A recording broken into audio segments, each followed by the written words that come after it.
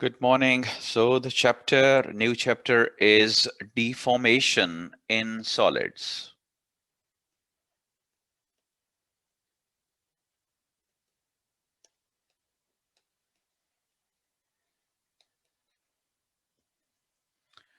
So first is elastic. Material or the elasticity. When force is applied on the object, it deforms, deshapes. But on removing the load,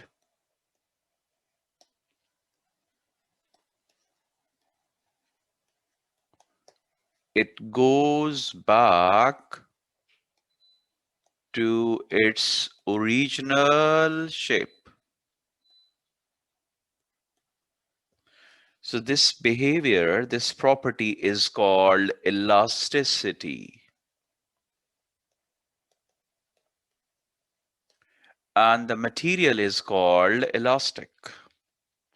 Number two, plastic material or the plasticity. When load is applied or force is exerted on the object, on the solid, it deforms but does not return to original shape or size when load is removed. It is permanently deformed. So the material is called plastic and its behavior is called plasticity. Now deformation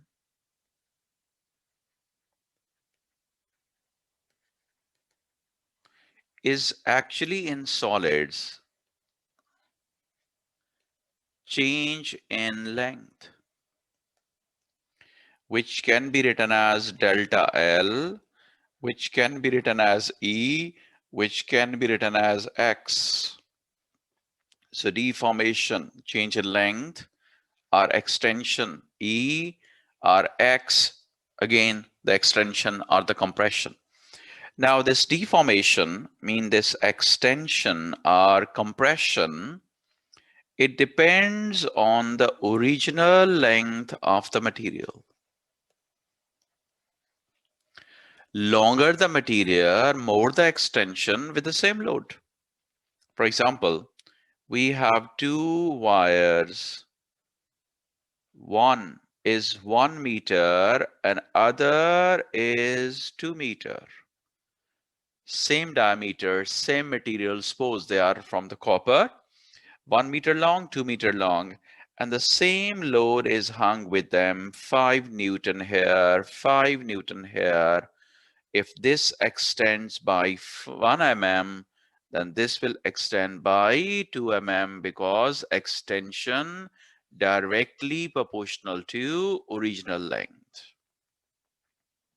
Now, we can write E directly proportional to L, or E extension is equal to constant times length, and this constant,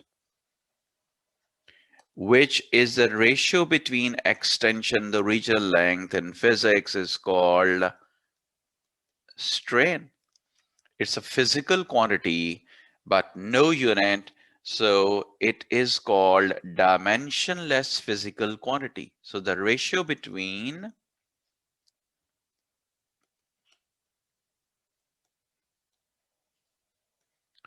extension and original length is called strain. It has no unit.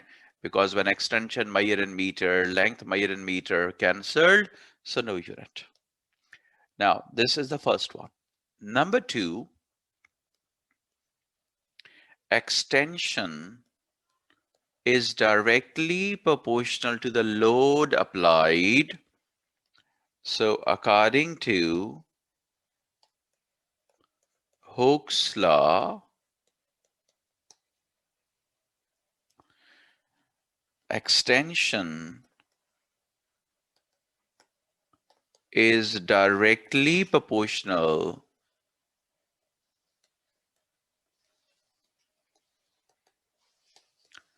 to applied load within the limit of proportionality. So this is the definition of the Hooke's law.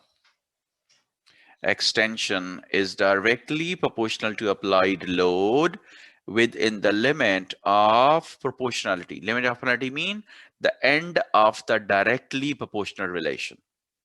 So we can write F directly proportional to E or X or delta L, and F is equal to constant K into E. This constant K is equal to F divided by E. In A level, it is called material constant, or sometimes it is known as stiffness, but this is the most common, material constant. Now, what is the material constant? Look, force in Newton, extension in meter is unit Newton per meter. Now, the definition of this material constant is, material constant is the force required by any material to extend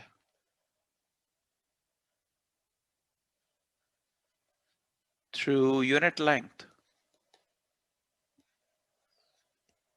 Mean how much force is required for 1 meter extension. So the force required by the material for 1 meter extension is called material constant. Look, if first material has K1 15 Newton per meter, and the second material has constant material constant 25 Newton per meter. So it means the first one requires 15 Newton for 1 meter extension, and the other required 25 Newton force for the same extension 1 meter. So definitely this material is hard and this material is soft. So by comparing the material constant, we can decide which material is hard, which is soft. That's why sometimes it's also known as stiffness. Okay, now F is equal to KE, KX, or K delta L is the formula for the Hooke's law. We have to draw the graph for different materials. Hooke's law, for example, we take a wire, metal, copper, aluminium, any one. Force pose plotted at the x-axis and extension plotted at the y-axis. According to Hooke's law, straight line passing through the region. So this Hooke's law has the limit, which is called the limit of probability. Suppose the end of the straight line is this, and this is the limit of probability. Now, if extra load is plotted, mean beyond the limit of reality, then there will be bend in the graph like this. The extension will not remain directly proportional to the force. It becomes just proportional. Now, The next point, this one, will be the elastic limit, mean where the elasticity ends. Hooke's law ends at the limit of reality. This is the end of the Hooke's law, and this is the end of the elasticity behavior. And after this elasticity, it becomes plastic, mean permanently deformed. And this last point, this one, is the breaking point. Now, if the load exceeds the elastic limit, this elastic limit, suppose it's loaded up to here, this point, then when the load is removed, this will be the graph for this metal wire. So this is the unloading graph. It's a straight line, but will not pass through the region. Reason, because it is permanently deformed. So this gap on the x-axis is showing the permanent deformation, the extra length achieved. These two graphs will be parallel to each other because the gradient of the graph, according to Hooke's law, F is equal to KE, K is equal to F divided by E. So F divided by E is the gradient, so K. So while loading and while unloading, the material remains same. So it's a material constant. That's why the gradient is same. So this is the graph for the metal. It's elastic, it obeys Hooke's law, but when the limit exceeds, it becomes permanently deformed, and this gap is showing the permanent deformation. And the graph, straight line, suppose this one, when we will calculate the gradient will give you the material constant, and area under this straight line, which is a triangle, will give you the strain energy, mean elastic potential energy. So area under the graph is equal to strain energy, which is elastic potential energy.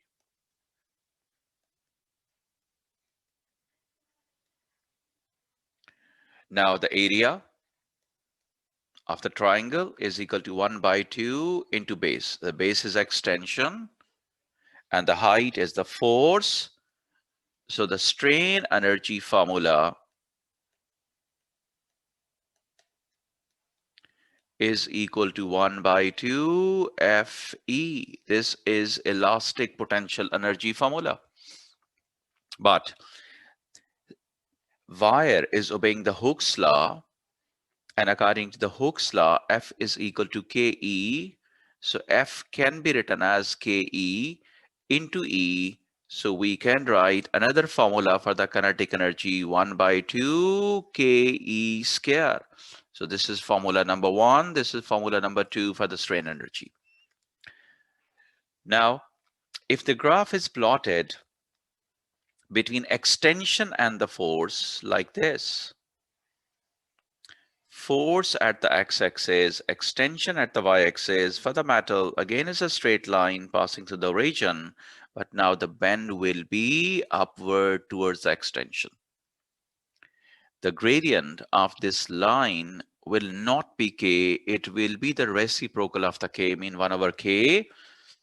And this is the end of the straight line, mean end of the Hooke's law, mean the limit of reality end. And the next point will be the elastic limit. And the last point will be the breaking point. Now, when the load is exceeded, then the limit, suppose up to here, then this will be the unloading graph. And this extra length, this one, will be the permanent deformation. Now the area under the graph will be the same, half base into height, but if the question is shade the area, which is representing the strain energy, then we have to shade always the area adjacent to the extension. So we will shade this area. Formula will remain same. And here we will shade this area because this is extension. Reason, energy is equal to work. And the work is FD. So work is only done when the distance is covered. So we have to shade the area adjacent to the distance covered by the wire, mean extension. So area is always shaded adjacent to the extension. So here it's down the line and here it's up the line. So formula will remain same. Okay. So this is the graph for metals. And sometimes metals are called ductile materials because they are elastic. During elasticity, they obey Hooke's law, and after elastic limit, they becomes permanently deformed, mean plastic behavior. Now, suppose we have another materials, glass. Force at the y-axis, extension at the x-axis, straight line passing to the region, and this is the end of the Hooke's law. This is the end of the elastic limit, and this is also the breaking point because the graph is just a straight line. Okay, so the elastic limit is the breaking point. This glass has no behavior like plasticity. It has no plastic behavior. When load exceeds then its limit, then it breaks. No permanent deformation. So this is the graph for the glass. Similarly for the ceramic, and these materials are called brittle materials. So they are elastic. Within the elasticity, they obey Hooke's law, but when the load exceeds, they break suddenly. There is no permanent deformation in the glass at the same temperature, at the room temperature, but if we want to deform it permanently, definitely then you have to increase its temperature, you have to heat it up. But at the room temperature, no such plasticity. Now come to the rubber, the third material. It is elastic, but does not obey Hooke's law. This is the force, this is the extension. It is elastic. Being elastic, it does not obey Hooke's law. So it's not a straight line, it's a curve like this. This is the loading line for the rubber. So this is loading. Now the area under the line, this is representing the energy which is supplied to the rubber for stretching, mean load applied for extension. When it is unloaded, so this will be the shape of the graph. So this is unloading line. Again, not straight line. Now two areas. One is inside the loop and other down the loop. Now the area x plus y, mean the total area, is representing the work done on the rubber to extend it. Mean energy supplied to the rubber. And the area just y is the work done by the rubber.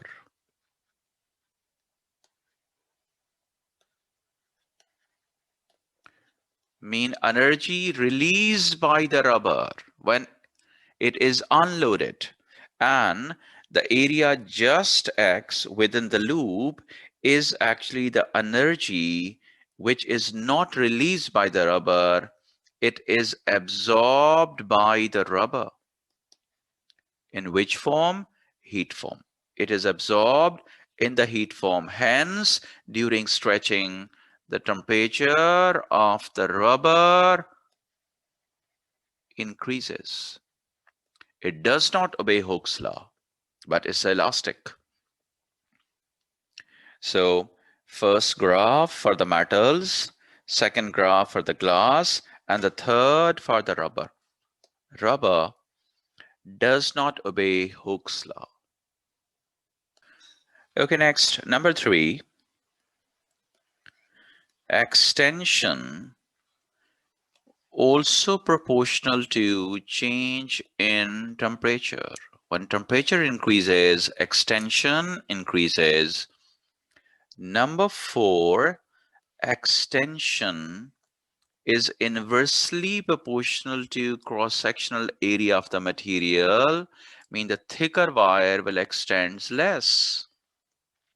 And number 5, extension is inversely proportional to the material constant, mean harder the material, smaller the extension.